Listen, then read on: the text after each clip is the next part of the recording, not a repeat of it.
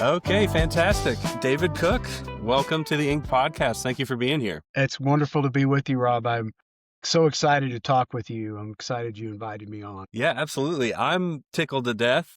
Last time we saw each other was at the Full Scale Symposium in New Orleans, which awesome conference, by the way. I have to throw that out there. Best in the business, I think, in terms of just the quality of folks they brought in and the quality of the learning. Didn't plan to plug Full Scale, but they get it because it's such a good, Yeah.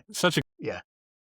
Yeah. Okay, cool. Well, I'll just start into the whole idea behind the Inked podcast. It's really spilling the ink on untold stories of education in the classroom and also some broader education stuff as well. And I always ask this question of my guests: what is the best learning experience that you have ever had or witnessed? And that could be adult learning experience, that could be back to elementary school. But what experience really stands out to you, and then why? Yeah, there are two. I think the one that I'm going to spend more time on is an adult observational learning experience where I got to see something that dramatically changed the way I thought about things. If the other one is a more brief one, I'll just do it. It's a high school learning experience, and I had this wonderful English teacher my junior and senior year, same lady, both years. And she sort of incorporated what were the early stages, I think, of experiential learning.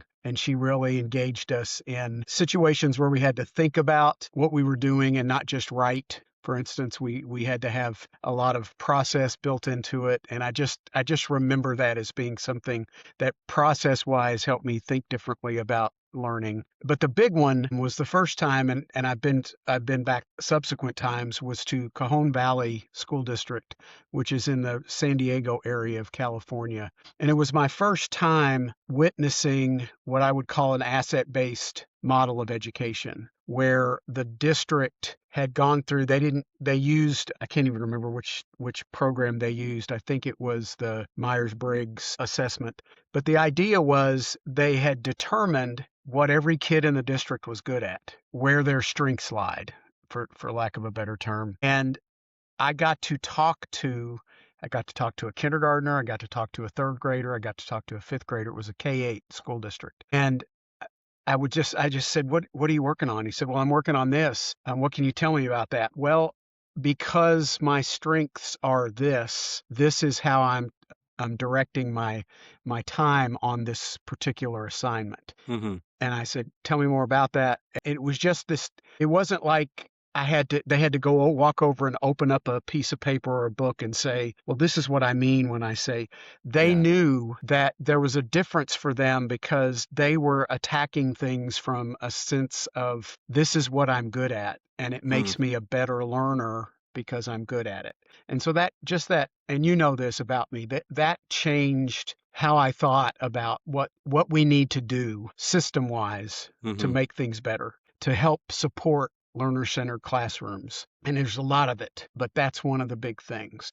Yeah, pieces are falling together for me now. That's the first time I've heard that story from you. And it makes sense, that being a transformative experience for you as an observer in your role, to now being a coach focused on strengths with Gallup. And then I'm going to ask you to share this story because it's one of my favorite ones I hear you tell. But the kid at the crosswalk with Jay Brewer, I think it was. Yeah. Yep. Would you mind sharing that story? Absolutely. I think it is probably my favorite story. It may not be as impactful as others, but Jay Brewer was the superintendent of the Dayton Independent School District up in northern Kentucky, retired now. But Jay was the first guy I ever saw who decided he was going to have a strengths-based culture, a Gallup strengths-based culture. And he started with his Board of Education, went all the way down through his leadership team, his principals, his teachers, even had classified staff focused in on it. And eventually he did something that I was just super, super excited about, which is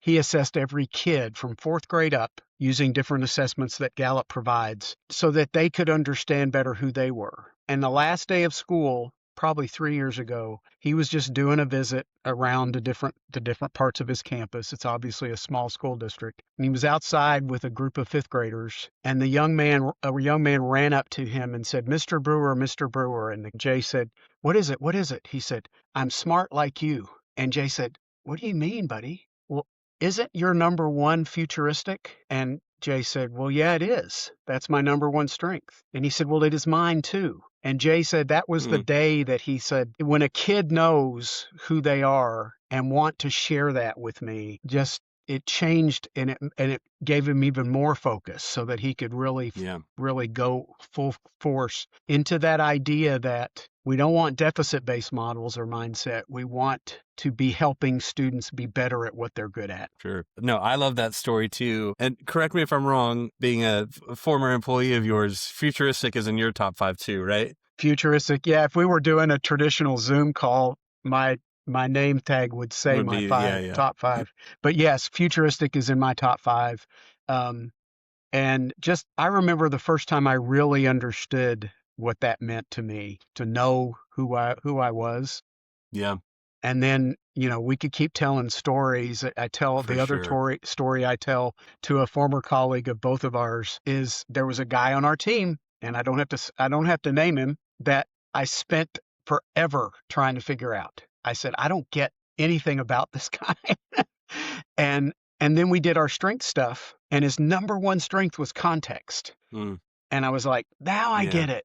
And from that day on, I just dumped stuff on him where I said, I need you to find out what we used to do on this particular topic. mm, We'll think about what we need to do differently in the future, but you need to help me understand the context that we come from. And for he sure. lit up. He did. He lit up. And so it's a really important. Yeah, no, so I'm thinking of my own professional life and being immersed in a lot of that strengths work. You really feel comfortable advocating for yourself, not just as a learner, but a doer of, these are the things I'm predisposed. I have skills, I have inclinations, I've built this up. And there's just something really, it recognizes you as an individual that you can jump into Hmm. that thing that you're good at and pursue those Yep. skills. And it doesn't mean Yep. that you're not sober about challenges that you may have, right? It doesn't mean that you don't dabble in things that you're not necessarily strong at or you develop those skills. It's just a recognition of where you are, who you are, and where you go from there. Yep. So absolutely, I Exactly. resonate with their approach. So former coworker, now you're in a new venture. So you're CEO of Learning Ecosystems Design. So just give us, the audience, just a quick elevator pitch of your new work and what you're focusing on. Yeah, I think we've mentioned a couple of things that I would already have said about this, but at the heart of what I'm trying to do is align systems that schools need to be involved with, particularly using the term ecosystem that align to learner-centered classrooms, because I've watched, as long as I've known about competency-based education and learner-centered education, I've seen a lot of great places where classrooms and teachers engage in this, but they struggle because they're engaged in it inside a system that's not learner centered. So, and what I mean by that is that the systems are actually detrimental to learner centered, so that at some point, learner centered is not going to keep sustaining because we don't have proper structures around assessment, accountability, funding, everything else that creates a true learner-centered ecosystem. And at the heart of that, to what we were just saying just a minute ago, is I think it's really difficult to really sustain a learner-centered mindset if you have a deficit mindset. If you spend your time trying to fix things about kids rather than trying to build up and allowing them to be who they are naturally, innately. We talk about talents being innate. Everybody has them. They just have to figure out what they are. So yeah, so No, for sure.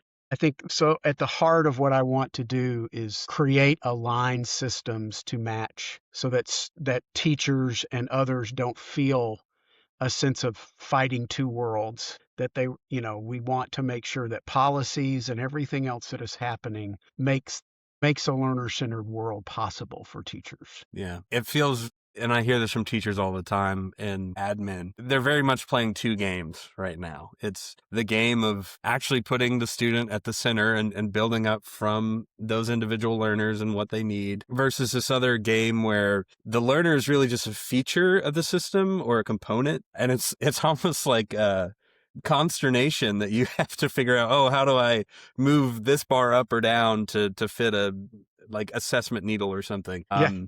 And you're talking about an ecosystem where actually the student isn't the feature, the student is the entire purpose. And we Exactly. align our policies around that student in a way that we're focusing on their growth entirely and what they need. Yeah, that double game system is, I mean, we've been saddled with it for how long, right?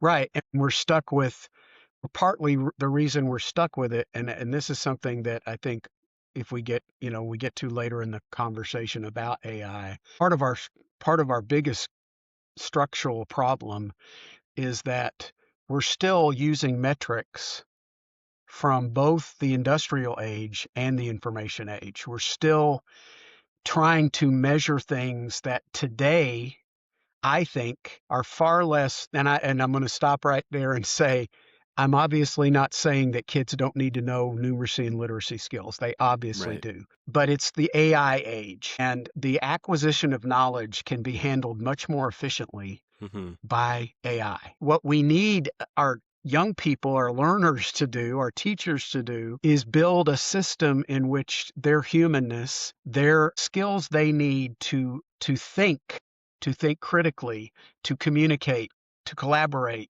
all of those things that we name in Portraits of a Learner and all those other Mm-hmm. things, those things require our humanness to be the value proposition. And so I get really concerned that it's like I don't know, it's been as long as I was involved in education, this fight about these old metrics, when are we going to start measuring the things that really matter to the learner Mm. as much as they matter to the system? Yeah. So, yeah. I'll jump into a conversation about designing systems in a second. I have to comment on the AI piece though, and we'll return to this, but it really is that battle of just a system that won't move or hasn't yet moved meaningfully, even though we're seeing now there are larger cracks in what machines can do. I come back to the idea of assessment now is so obviously fallible due to Yeah. AI. And that's Right. really because you're lacking the human element in your assessment, Yeah. right? Like there are ways Yeah. to make assessment meaningful where you see Right. what that kid has done and the process they've gone through to Exactly. learn. And if you're using assessment that an AI can do, in Yeah. a millisecond, uh, Right. that we'll come back to that conversation Yeah. because Yeah. I want Yeah. to hit Yeah. on the ecosystem design piece. Sure. Um, and my question would be, and we've hinted at it, but what's so powerful or transformative about an ecosystem for a kid in an ideal world, I guess? Yeah. So an ecosystem, and just a really quick way I think about it, an ecosystem is a community that is focused on the support of every kid in that community's learning system. So that could be a one school district. It could be a charter. It could be school system, which is where I most often think about it. But at its heart, it is the understanding that number one, in order for learning to be vibrant, in order for learning to be meaningful to every learner, everybody in that ecosystem has to be engaged in supporting that work. So, in Kentucky, we've spent the last 5 or 6 years engaged in a process that started with community. And it said, we're not going to get anywhere if we simply use school systems to try to change things in this state. So, number one, an ecosystem has to be community driven. The Mm-hmm. community has to be engaged in the conversation about what we want kids to know and be able to do and how we want that to happen. That then leads to this conversation that, for lack of a better term, that school is not an 8 to 3 conversation. If you want really vibrant learning experiences, you have to know that they take place 24 hours a day, 7 days a week, 365 days a year, all over your community. Mm-hmm. So they can't just happen in this building we call a school from 8 to 3. They have to be engagements that involve the community. In many cases are community led. Mm-hmm. It's a system that requires that cohesiveness so that you look across everything that's going on, every possibility you could have for a learning experience for a child. You engage in a meaningful co-collaboration, co-collaborative effort around that. So it's about that. It's about understanding the community nature of it. And it's really about this idea of culture of learning. At the end of the day, Rob, the culture of learning is what drives an ecosystem. Because if you believe in that, then you wake up every morning going, "Oh, well, this isn't working. We need to do something different." And it needs to be about how we're going to improve learning, not necessarily engage in an improvement of achievement, which is a whole different conversation, but it's about engaging in things where everybody is involved, educators, teachers, principals, families, and understanding their role. One of the things we learned in Kentucky during the local laboratories of learning and all of that part of that process is that everybody eventually figured out what their role was. Mm, I think early on, we will be honest and say we thought, hey, we're going to be community driven. And we got really engaged in the community and the local coalition. And we started asking the local coalition to do things it wasn't intended to do. sure. And so now I think everybody recognizes that there obviously is sort of a more formal role for the schools and the school district to do in terms of assessment and accountability. But all of that has to come from a place where there's a comfort level amongst the community stakeholders around what you're trying to accomplish. And so when you go in and talk to people in Fleming County and Bullitt County and any place that Hmm. we've been in for a while, that's what I think you really see is how there's a sort of a sense of we know what we're doing. Yeah. So I hear you saying a few things. So I Yeah. hear one, the notion that everyone really is involved in a collaborative effort, right? Identifying Hmm. where learning can happen and how it can happen, and co-creating that with systems and sort of Right. formalizing those systems, right? I hear a discussion about, there's still formal roles, right? Of course, school administrators, teachers are well positioned to do the formal learning, formal Yeah. assessment, but there's also a role for those community members to come in and add richness to that. And also, and this is just me thinking generally, it sounds like we're reaching for that community element more and more. Hmm. We've reached the end of rugged individualism to its furthest ends, right? And Yeah, now we've got to find some of exactly. that community connection Right. again. And Right. there's something we're missing in that, right? So in thinking about building these ecosystems, and let's say you have a functioning ecosystem where there are formalized learning experiences happening in the school, but also happening outside in the community. And you have folks from different stakeholder groups that are involved. My next question would be, walk us through what a learning experience in that type of ecosystem might look like for a student. Yeah. So I go back a long way, and before I Mm, even use the word ecosystem in my work, or thought about things like that. And I think, and I'm going to kind of fall into that learner-centered model because I think a real learning experience for any learner is one in which the learner is engaged in whatever they desire and mm, work with their teacher on that both allows them to learn things that are important to both them and to their, I guess, overall the things they need to learn to be successful and to progress and all of those things. But mm-hmm, at the end of the day, I think any learning experience that ends with a student's ability to apply knowledge that they've learned is a quality learning experience. mm, So, that to me is where we fall short quite often is we try to do learning experiences which don't go to the finish line. They help the student to acquire knowledge, to learn content and skills, but they stop by basically saying, giving them an assessment, for instance, of that knowledge. Yes, I know.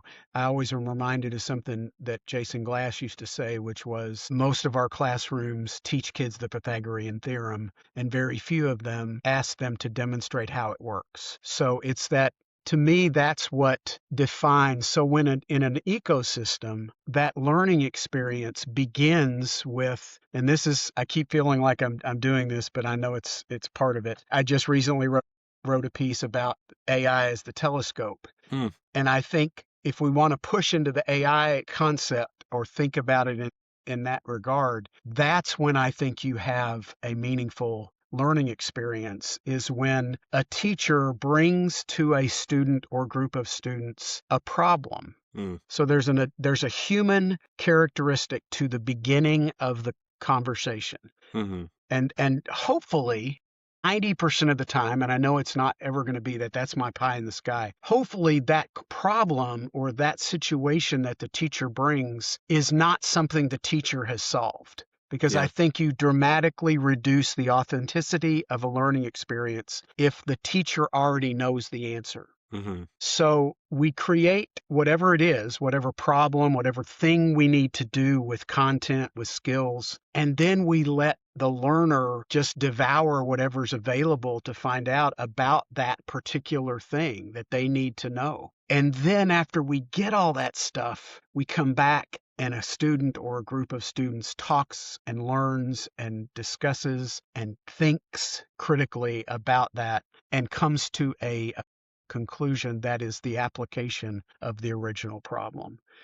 That and that is not always the part of it that I think is truly important in an ecosystem. Is some of that discovery happens outside the classroom. It happens in businesses, it happens in libraries and museums and all of the different places that learning can occur. But it's ultimately about developing a meaningful solution or a meaningful, authentic, the learning process is, I guess, what makes a learning experience the best it can be, is one that doesn't just, okay, let's learn a concept, let's practice a concept, and let's assess a concept. Let's actually dive into the concept. Right. I think that application is behind the heart of deeper learning, right? The idea that Right. you take the knowledge, the skills, and then you do something with it, which, and I have to, I say this everywhere I go. So, and I feel bad about it, but I hate the term deeper learning. I just think I love the concept, right? The actual application that's meaningful and you can meet kids anywhere they're at, but goodness, we need a PR team on that one, but that's neither here nor there. Yeah, I once decided or heard somebody say, take the ER off and it's a little better. If you say deep learning, it's almost like when you say deeper learning, it's like there's Right. something else it's just anything that dives deeply into whatever. But you're right, it needs a PR campaign around it. Which maybe it's not quite having the moment that it was a few years ago. But I'll say one thing about this and then move on to Yeah. some more practical insights that maybe a district could take to start building an ecosystem. Hmm. You mentioned the idea of starting with a problem, like an authentic problem. And I just have to shout out that I think good, high quality project based learning does that in spades, right? Starting with a really deep inquiry question. And then I just have to mention this. Do you remember that train derailment that happened in East Palestine, Ohio, a couple of years Yeah, ago? yeah. Yeah, yeah, yeah. So I come from a high school. I taught there for almost 10 years. That's next to a railroad track, CSX, right? And I thought, man, I would love to be in the classroom right now so that we could say, if this had happened, right out our window, we can see the tracks, what would we have done? And I think as an English teacher, that's a great way to do research, a great way to apply something authentic because it's on the news every night. And I just think there's so many experiences that teachers have to identify a problem like that, which even if it's happening, hours away can be applied in your context and then really deeply dig into, well, talking about an ecosystem, why not bring in folks from the train depot that's half an hour away and ask, are you prepared for this? What do you do if that happens? How might we build a plan together? So I just had to share that idea as I don't want to say it's not hard to do. I don't think that's fair necessarily, but it's not so out of the way that you couldn't start making those connections. And I think that brings me to a question of you. How do you start making those connections to make that happen, to build an Yeah, ecosystem? I was just getting ready to think about, and I apologize because I can't think of exactly the name of the school I visited, and it's just outside of Indianapolis. I mean, this has been 12 years ago, maybe, but they were a community who were struggling to figure out how to make education more valuable to their particular high school students. So they just woke up one school year and they said, here's what we're going to do, teachers. You're going to go out into the community and ask for problems to solve. Mm, And that community in spades just flooded them. All kinds of different things that yeah, related to water, particular watersheds and how water was flowing in the community to there was a nonprofit who worked with disabled folks, and they had an annual Renaissance fair. mm, And they asked the school to design new activities for the Renaissance fair, like a yeah, catapult. And they had the students design, and the students tried, and they messed up, and the thing fell flat right in front of for the sure. catapult. And so But that's just those engineering, things, that's physics, it's that's all of it. And then I yeah, go yeah. back even farther to our friend Carmen Coleman, Carmen Gooden, who introduced our world in Kentucky to her intensive things that she did, where she took a week out of her calendar a couple times a year and had kids do very focused, tight, kind of like special project weeks. I remember going to watch a kid who had built an electric guitar, and he was explaining to me what you just said. He was explaining what he had to do with the physics, what he had to do with the carving and the geometry and the length of the neck and all of Yeah. the things that you have to do, and all of the different kinds of content that he was learning, while he was also learning about the skills that he needed to have this project work. And so I think, to your question, it's about shifting your mindset, shifting your culture to one of an application-based thinking, where Mm, your teachers spend more of their time figuring out what are those things and ensuring that they're in connecting to the community and doing so much of what they do in a community-based mindset of solving problem for your community. Then you can take it across the state, across the world, across the country, right, across the world. But how much more authentic and deeper learning do we right. have if we're asking students to think about things that require, and how important, Rob, is it to the learner that that process is just as much, or maybe sometimes more valuable than the result, than Mm, the answer that I got? Can I show what I did to get to the answer? yeah. Can I explain the processes that I did? Can I tell somebody how I got where I got? And that in and of itself is a huge. I think a lot of schools probably have done some of this stuff already, but they haven't given themselves either the permission or even the ability to just engage. And I think we are worried that somehow kids aren't going to be engaged in that, or it's going to take a lot more effort than it does. But every piece of data that there is out there tells us that, if you're doing stuff that's meaningful, you're going to be more engaged, and you're going to be interested in what the conclusion is. So you're going to find kids are just better because they're walking into school going, today I get to work on this project, or today I Yeah. get to work on this thing. It's my long running theory that, so of course, right now we're experiencing a crisis of engagement, of chronic absenteeism.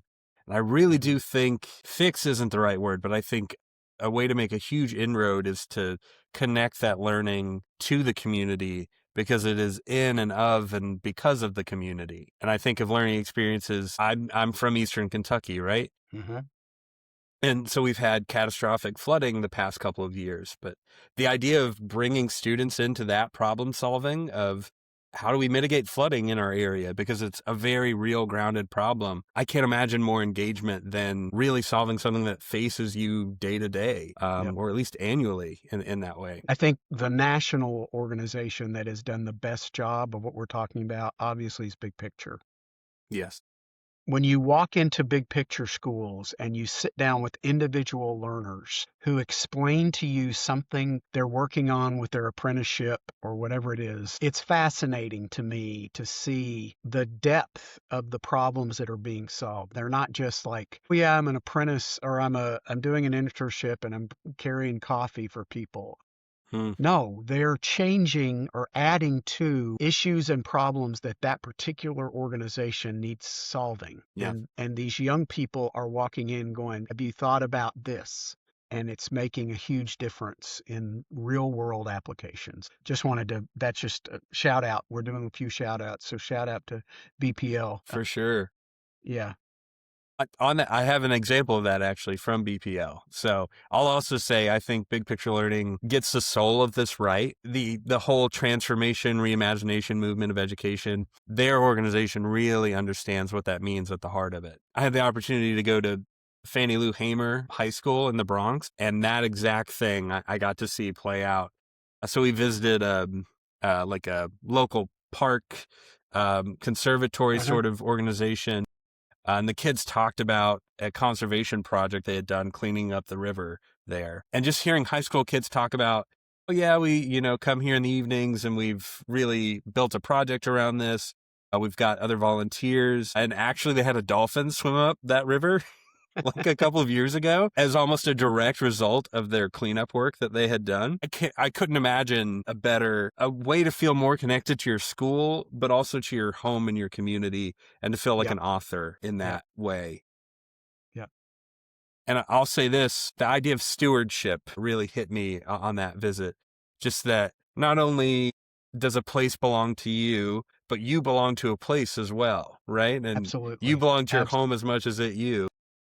And there's something about that community aspect that students deserve to dig more deeply into. And teachers need the permission to realize it's so Yeah. powerful to build that. So, Well, not as deep as a lot of big picture situations or other. I've seen other things. I was fortunate to go to the City of School in Manhattan, which is a similar individual kind of school setting.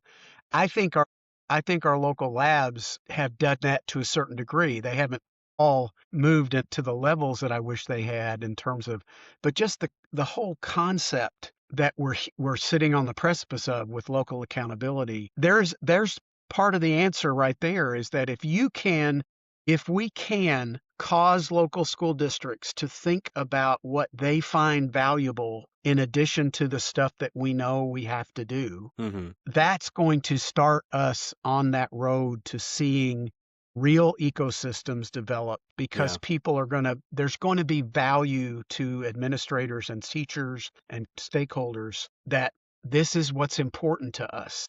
yeah, And I think part of that can be the thanks can go to the portrait conversation and the way that we handled it in Kentucky. yeah, And I think that is a good foundation for this conversation about value that goes beyond our federal and state requirements, value that is seated in the learner in that particular community and the things that that community feels are important. yeah. And the districts that are getting that right, they're going to do that regardless Yep, of whatever federal or yep, state mandate is yep, on top of it, because yep. the learning's been so powerful. Um, Absolutely. and I'll shout out, I Absolutely. think the defenses of learning with the community panels are Hmm. just a great lever to make that happen. Absolutely. Yeah. Another example of a local accountability. So the accountability is part of the ecosystem. And I think Kentucky is doing the right things around that. The defenses of learning to me is the great example of the assessment arm of Yeah. that ecosystem and how it has to function. Probably the part that, at least in Kentucky, isn't as engaging across the board is Hmm. that notion of true community, like a structure like BPL has in its communities, where there is an actual coordinator of Yeah. all of the this notion that we're going to take all these learning experiences and we're going to catalog them and we're going to keep records of them, and I'm going to know when somebody else has one and raises their Hmm. hand and say, hey, we need help with this, just that Right. structure of problem solving across a community. I'd love that to be the next thing that you could say is an ecosystem kind of driver. Well, you mentioned funding mechanisms as a part of an ecosystem. That certainly falls within that space, right? You have to have funding for a person like that. Or it is what it is now in Kentucky, where folks are just doing it because it matters to them.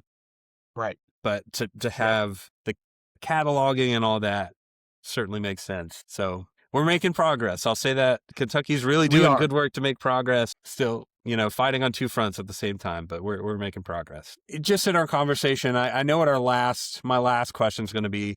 I think we've had a pretty good conversation about what an ecosystem is and what are some moves you might make to get into an ecosystem. And we've mentioned AI a lot because how could you not have Hmm. a conversation today and mention AI? So here's just my question to you. What challenge does AI pose to our current education system at this moment?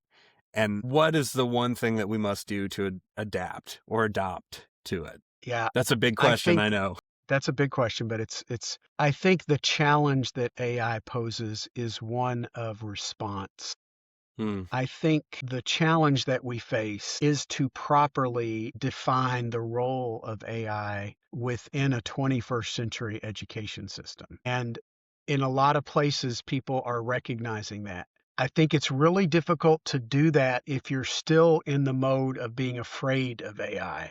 But we've mentioned a little bit earlier what I've written about recently, which is our job as educators, as the system, is to ensure that we use AI more than they're even using it now for the right stuff. And we remind ourselves that at the end of the day, our humanness is our value proposition. We don't have a value proposition in understanding and acquiring knowledge. That happened, that's gone, that's been gone for a long time.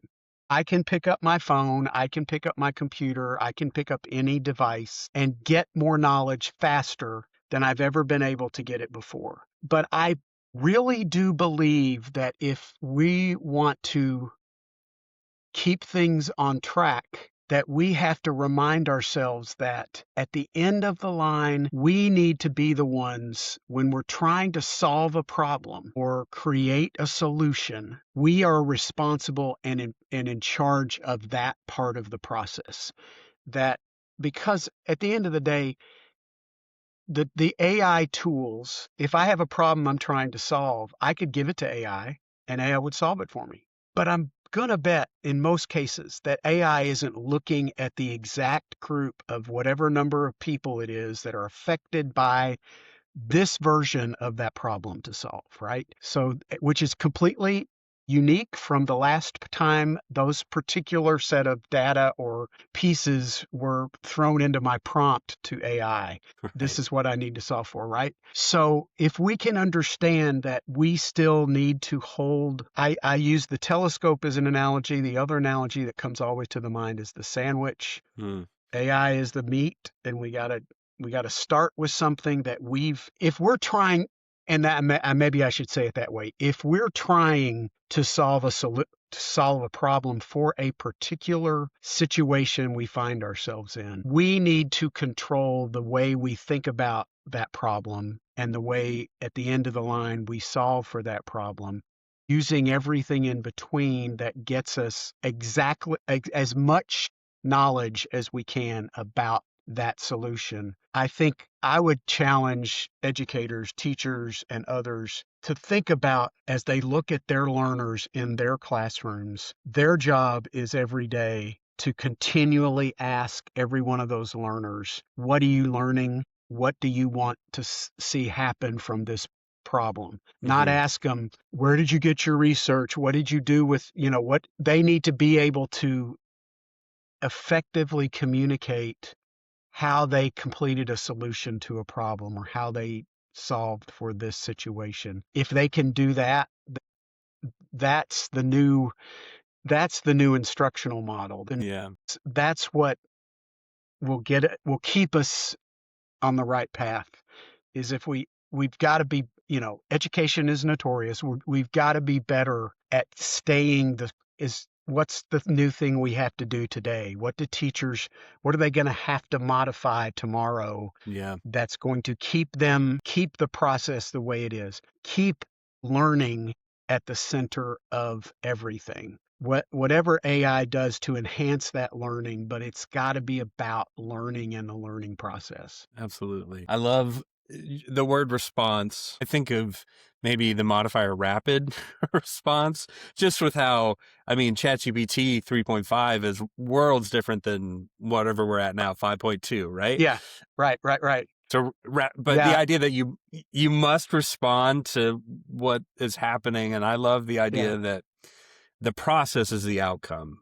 The proof that you are a learner that can make decisions and adjust, that becomes the outcome, not just the actual outcome anymore, which is something AI could generate for you quickly, right? yeah, yeah. The And I value, think, I was just going to say the value there is that the student can do the thing now with the tool, which is rapidly evolving and will continue to do so. But our students need to show they can take any tool, no matter how much it's grown or where it's at, and they are empowered enough learners and critical thinkers to use it, right? yeah, and I think that the thing that we haven't really touched on this now lately, but I've had this conversation with quite a few of our friends across Kentucky and other places, and that is one of the disconnects we have is we don't have an assessment system. We have an assessment system that measures outcomes. It says, here's the problem, solve for it. And we don't value in any way whatsoever what you just described. We don't value the process the learner took to get to the answer. And if we're going to be honest with ourselves, if we're still going to measure and count and have some kind of accountability structure with a number in it, Hmm. part of that number better be, did you measure that student's process to get to that answer? Right. The learning itself has to be a part of anything that you do. You can't just say, well, I got the right answer. Isn't that what I'm supposed to do? Right. No, you need to tell me how you got the right answer. And in what ways were you engaged with AI, and what ways where did you come up with this part of your solution? That's why, I mean, and I understand I'm talking about a very pie in the sky kind of, probably don't ever know if there's ever be enough resource to do what, but we've got to have a system where learners, the center part of it is learners sitting down either with an adult or a group of adults like we do in Defenses of Learning and explaining how this happened. And Yeah. there's where the learning happened. The learning didn't happen when you took the assessment. The learning happened so you could take the assessment. So, yeah. No, it is sad phrasing it like that. The idea that the process is functionally non-existent in our current measures. I mean, there's small things like I think we measure change across a cohort, Yeah. but that's so removed from an individual that Right. I see its purpose in theory. That's neither here nor there. Anyway, Yeah, so I think that's, you just said something that I think is I think one of the biggest questions of education for the 21st century, which is, can our system live at the level that it lives now?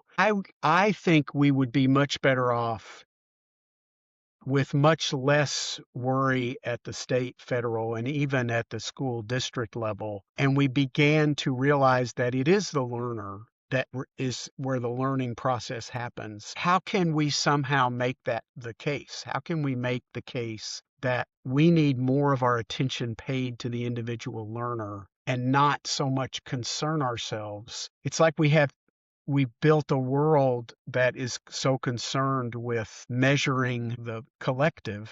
yeah, You know, the word I like to say was, we're measuring the sameness of kids, when in an age of AI, we need to measure the uniqueness of kids, what they've done to get to where they are. And the value is, I can show you that I did that. It may not, David's may not look like Rob's, yeah. but we both showed you that we know what we're doing.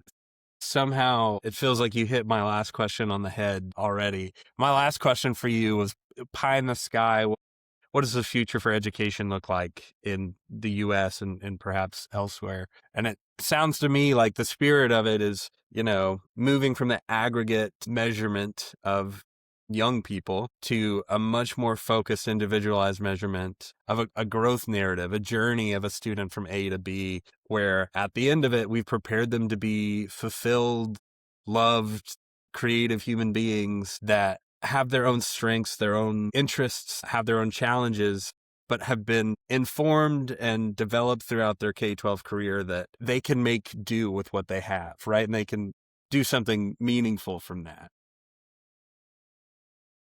Yeah, that's it, Rob. And Mm. we're going to go full circle back to the where I think we started, Hmm. and that is what I've described, what you just described is a system that is learner centered, Yeah. not system driven. We have a system centered system now where the values are laid in what the system is doing, and we consider ourselves successful if the system has met its metrics. Yeah. We can't do that. I don't think it, as we move further and further into this place where our humanness is the value proposition, we have to have a learner centered system, a system that recognizes that at the heart of all of it is the learner. And we need to ensure that every learner has had those vibrant learning experiences and can demonstrate their learning. I mean, we could talk for how long.